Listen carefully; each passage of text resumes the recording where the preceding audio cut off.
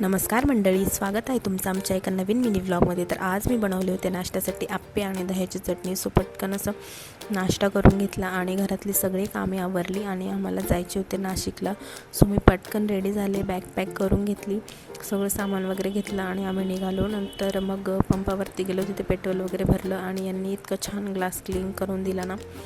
मग फायनली आम्ही समृद्धी महामार्गावरून जाणार होतो। टोल वगैरे क्रॉस केला, नंतर पावसाची भरपूर चालू झाली, मस्त छान वातावरण झालं होतं। आणि नंतर सिन्नरला पोहोचलो, तर तिथे यांचं थोडंसं काम होतं। काम झाल्यावर मग हे म्हटले इथला वडापाव खूप फेमस आहे, सो आपण ट्राय करूया। म्हटलं चला मग खाऊया।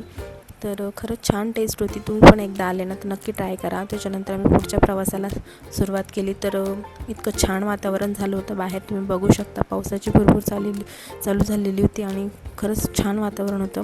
सो स्वामी पण मस्त एन्जॉय करत होता। आणि फायनली आम्ही नाशिकला पोहोचलो, तिथे चेक इन केलं हॉटेलला। तर गेल्या स्वामीची मस्ती चालू झाली लगेच, तिथे हे काय ते काय मस्त असं सामान तो बघत होता। नंतर आम्ही रूममध्ये गेलो आणि मस्त फ्रेश वगैरे झालो। त्याच्यानंतर मग खाली जेवण करायसाठी गेलो। तर छान होतं जेवण तिथलं आणि असा होता आमचा दिवस। Thanks for watching, bye.